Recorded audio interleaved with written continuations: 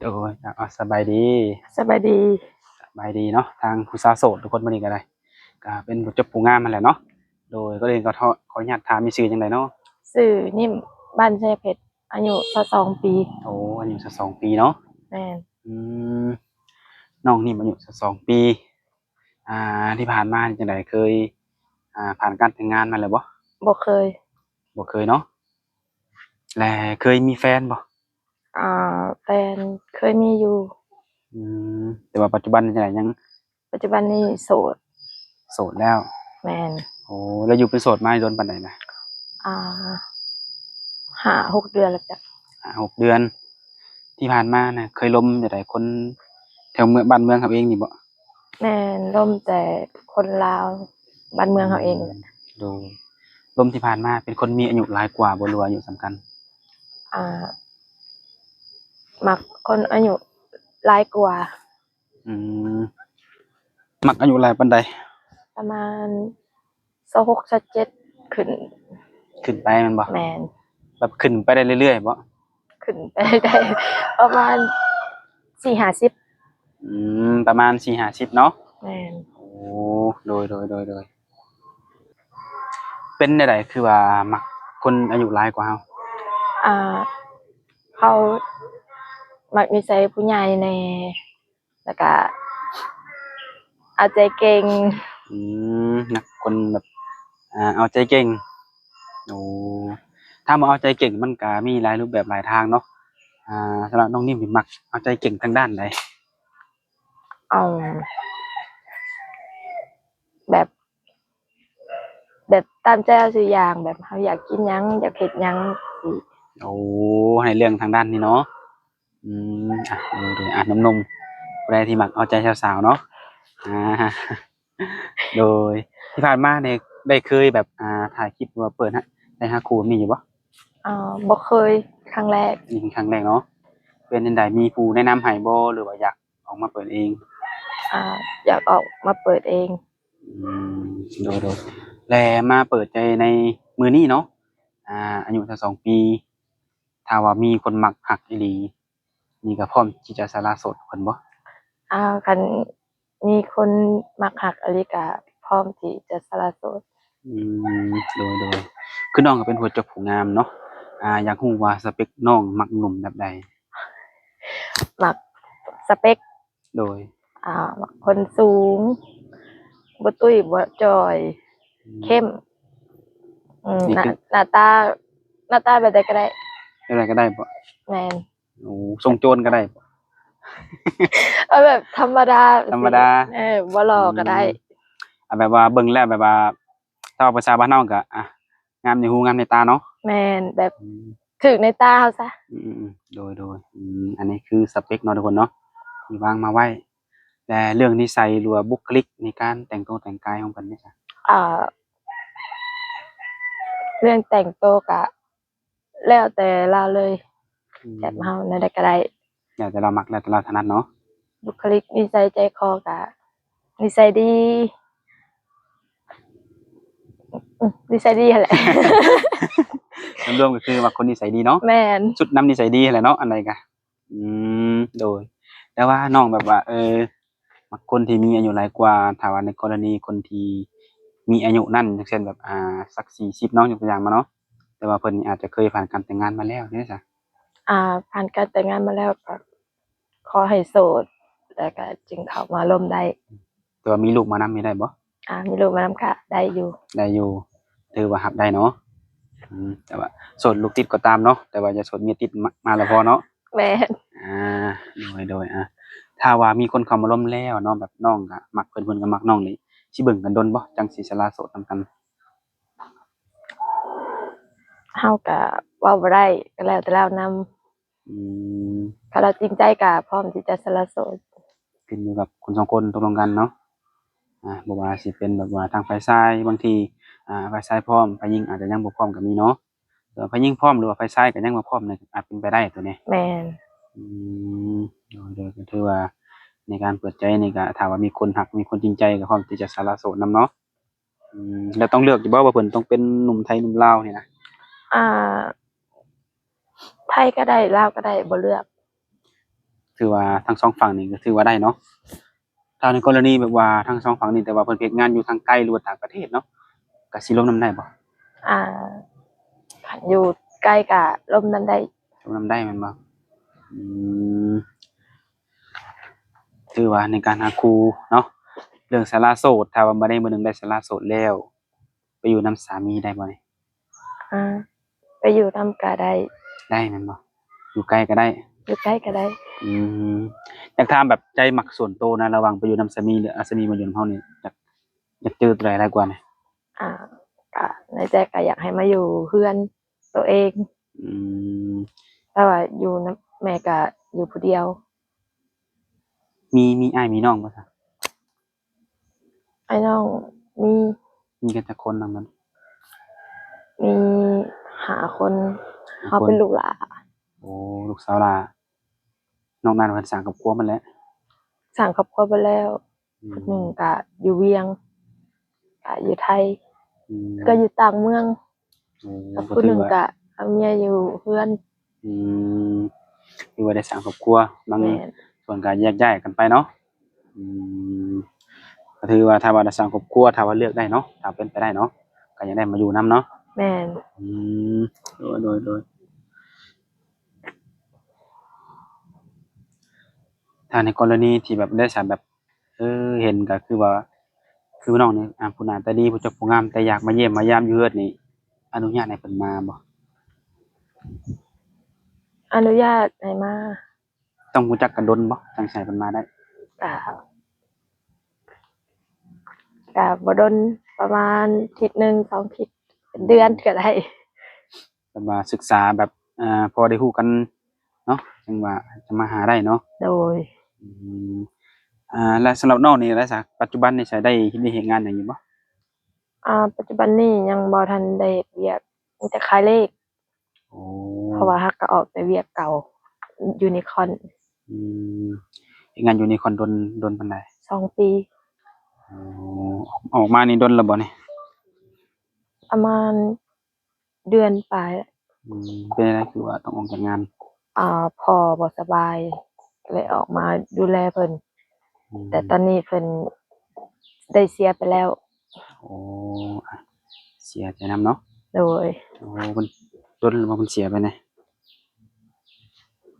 ประมาณ2อาทิตย์สิเข้าเดือนแล้วเดะอืมเพิ่นเสียเดือนนี้แหละวันที่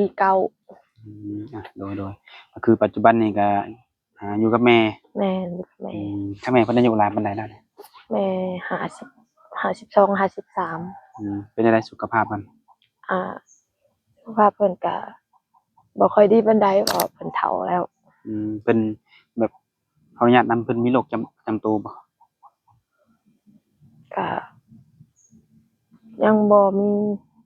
อืมขอบ่ให้มีแล้วกันซั้นเนาะแม่นเขาให้บ่ให้มีเพิ่นสุขภาพเข้มแข็งเนาะอาก็ถือว่าอยู่กับแม่คือปัจจุบันนี้มีแม่แล้วก็มีอ้ายบ่มีอ้ายแล้วก็เอื้อยไผแล้วก็หลานอยู่นำผู้หนึ่งอืมโดยเฮ็ดได้เฮ็ดไร่เฮ็ดนาอยู่บ่ซัแต่ละปีเฮ็ดนาเฮ็ดกูปีเฮ็ดคุปีได้ค่าน้ำซ้ำปลากุมอยู่กุมกินบ่อ่ากุ้มกุ้มอยู่กุ้มกินอืมแล้วสิ่งที่ขาดเขินในตอนนี้จะมีบ่ซะขาดเคินแฟน ขาดแต่เนื้อคู่อย่างเดียวเนาะอาสิ่งที่ขาดคือเนื้อคู่อย่างเดียวตอนนี้อืมโดยถือว่าอย่างอื่นนี่ก็ถือว่าพอได้พอมีเนาะโดยเรื่องเฮ็ดไร่เฮ็ดนาจั่งใดอ้ายบ่เป็นผู้นำพาเฮ็ดอ่าเฮ็ดให้นาอ้ายเป็นผู้เฮ็ดเป็นผู้นำพาเฮ็ดโอ้ต้องได้ดำเองไถเองหรือว่ามีส่วนจ้างนำบ่อ่าดำเองไถเองอืมโดยนี่คือเฮ็ดไร่เฮ็ดนาก็ถือว่ามีอ้ายเนาะเป็นผู้นำพาเนาะคือน้องนี่ก็ออกจากงานมานี่รายได้นี่ก็นอกจากขายเลขนี่มีเข้าทางอื่นอีกบ่บ่มีบ่มีแม่นบ่โอ้ขายเลขนี่รายได้มันดีบ่ก็บ่ดีปานใดเปอร์เซ็นต์มันกินได้เปอร์เซ็นต์100,000ต่อ 8,000สมมุติว่าเราขายได้100,000แม่นบ่แม่นก็ได้กำไรน่ะ8,000กีบเป็นเงินเราเองแม่นโอ้มื้อหนึ่งสิได้จักแสนมื้อหนึ่งนี่มันก็แล้วแต่มื้อบางมื้อก็ 5-6 แสนบางมื้อก็ล้านปลายโอ้ก็ถือว่ามื้อหนึ่งได้ล้านหนึ่งก็ถือว่าได้หลายเลยเนาะแม่นโอ้โดยคือว่าอะไรเนาะผู้สาวขายส่วนหลายมีแต่ผู้บ่าวจักมาซื้อเวลาเขามาซื้อเหล็กเข้ากับบ่ได้จีบในบ่หนุ่มๆเพิ่นน่ะ จีบแต่เฮาบ่มักอะ บ่มักเป็นจังไดคือบ่มัก เขามีลูกมีเมีย เอ้าเออว่าง่ายๆก็คือเขามีลูกแต่ว่ามีเมียมานำเนาะโดยแม่นอะเนาะแต่ถ้าว่ามีลูกแต่ว่าบ่มีเมียนี่ก็อาจสิได้อยู่แม่นบ่บ่แม่นมาลิดๆได้ อืมแต่ในการเปิดใจนี่คือน้องนี่บ่ได้หาสู่หาแฟนอันแบบเล่นๆแม่นบ่ แม่นคือพร้อมสร้างครอบครัวอยู่แล้วเนาะพร้อมอืมหรือพร้อมสร้างครอบครัวหรือพร้อมสละโสดถ้าว่ามีคนที่ว่าฮักจริงเนาะฮักจริงแล้วก็มีความแบบจั่งใดเอาใจแม่นบ่ แม่นหลักคือแบบคนเอาใจเรื่องหน้าตาก็ก็บ่ได้จำกัดหยังหลายเนาะ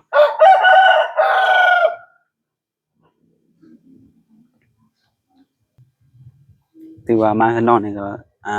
สมบูรณ์แบบเนาะสัตว์เลี้ยงเป็ดไก่หยังก็มีเบิดแม่นบ่ในการเลี้ยงไก่เลี้ยงไว้แยงสิบ่หรือว่าเลี้ยงขายนำนี่เรื่องเรื่องไว้กินเลี้ยงไว้กินอ๋อสำหรับผู้บ่าวมานี่ก็เฮ็ดกินให้ได้บ่พร้อมค่ะ พร้อมค่ะโอ้โดยก็ถือว่าถ้ามี FC มาเนาะก็ถือว่าเป็นแม่ครัวได้บ่เนี่ย อ่าเฮ็ดได้อยู่แต่ครัวบ่เป็นอืมแบบว่าแบบปรุงว่าซั่นซะเนาะปรุงแบบเฮ็ดหยังได้อยู่แต่ว่าแบบแม่นให้เชือดบ่แบบลกขนลกหยังนี่คือบ่เฮ็ดแม่นบ่เฮ็ดบ่เป็น เฮ็ดบ่ ย้านเป็นเนาะอื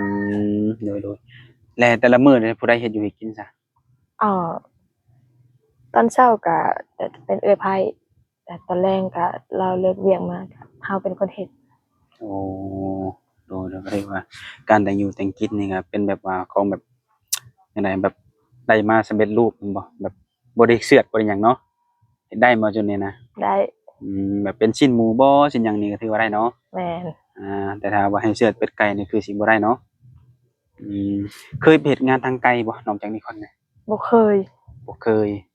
ในใจคิดอยากไปอยู่บ่ก็คิดอยู่แต่ว่ามันบ่กล้าบ่บ่กล้าไปอ๋อส่วนบ่กล้านี่ย้านในจุดใดย้านแบบย้านเขาตัวอะย้านเขาตัวไปขายอ๋อเบิ่งข่าวหลายเบิ่งข่าวหลายเลยย้านได้แน่แม่นแบบบ่เคยไปจักเทื่อก็เลยย้านเนาะแม่นมีความรู้สึกย้านแม่นทุกคนบางคนแบบบ่เคยออกไปแบบนอกเมืองก็มีเนาะแต่ว่าสำหรับน้องเคยไปบ่นอกเมืองเขาน่ะคันใกล้สุดก็มีแต่อยู่สวรรค์อ๋เฮ็ดเวียกออยู่โรงงานโดยแต่ว่าข้ามฝั่งข้ามหยังนี่คือยังบ่เคยไปจักเทื่อ บ่เคยถ้าเกิดบ่ได้มันได้ครูเป็นคนไทยได้ซะอ่คันได้ครูเป็นคนไทยก็คันเราอยู่พุ่นก็พร้อมที่จะไปหาเราพร้อได้มที่จะไปหาได้แม่นบ่ถ้าว่าเป็นครูเป็นสู้เป็นแฟนเนาะต้องให้เพิ่นมาหาเราก่อนบ่คันเป็นไปได้ก็อยากให้เพิ่นมาก่อนแล้วจึงไปหาเพิ่นโดยก็ถือว่าให้ฝ่ายชายมาหาฝ่ายหญิงก่อนเนาะมาเบิ่งภายในครัวเป็นจั่งใดแล้วก็มาให้พ่อให้แม่นี่รู้เห็นนำเนาะให้น้องรู้นำว่าซั่นซะเพื่อหยังเพื่อความปลอดภัยเวลาเราไปเที่ยวบ้านเพิ่นเนาะอืมโดยก็ถือว่าแบบว่าเรื่องกันไปกันมานี่ก็ตามเหตุตามผลเนาะถ้าว่าได้เป็นสู้แฟนกันก็สามารถไปได้โดยอืมโดยในกรณีคือในเรื่องขายเลขเนาะขายทุกมื้อบ่ขายทุกมื้อจนขายฮอดแต่วันจันทร์จนฮอดวันศุกร์เลวันเสาร์ขลาวแม่นบ่อาทิตย์แหละบ่ได้ขายขายเฉพาะเลขลาวแม่นอืมขายเลขนี่ก็สิมีเวลาลงผู้บ่าวอยู่บ่อ่ามีอยู่คันว่างก็ตอบได้อืมแน่นอนว่าขายเลขนี่ว่าลูกค้ามาแบบว่ามาแบบต่อเนื่องนี่คือสิลงบ่ได้แม่นบ่แม่นมันจะเป็นช่วงแบบช่วงเลขสิปิดแต่ลูกค้ามักซื้อตอนนั้นอืก็มบ่สะดวกปานใดโดคันยกลางเว้นแบบนี้แหละสะดวกอยู่โอ้แสดงว่าออกขายเลขช่วงจักโมงนี่ประมาณ4โมงกี่4โมงโมงแรงจนฮอด8โมงแรงขายนี่จั่งใดแบบขายไปนั่งนำทางบ่หรือว่าขายจั่งใดอ่าขายหนังนำทาง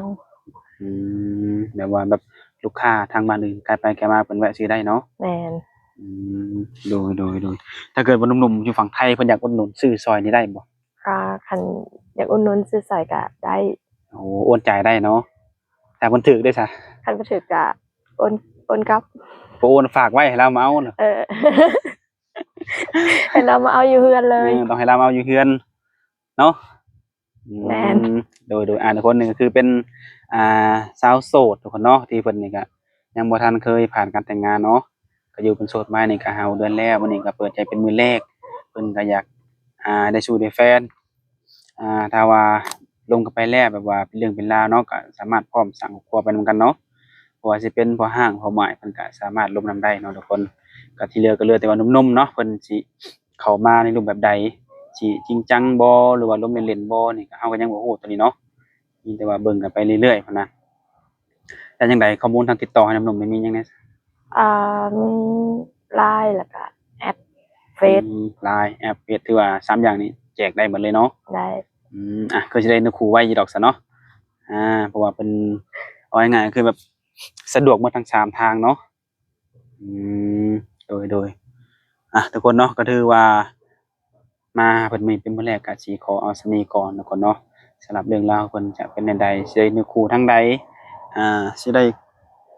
แฟนเป็นพ่อห้างพ่อหมายหรือว่าหนุ่มโสดคือกันนี่ก็มาลุ้นนำกันทุกคนเนาะว่าสิเป็นจั่งใดต่อเนาะโดยมื้อนี้ก็ขอให้เจอคนที่มักแล้วก็คนที่ต้องการให้สมหวังเนาะโดยโอเคสบายดีสวัสดี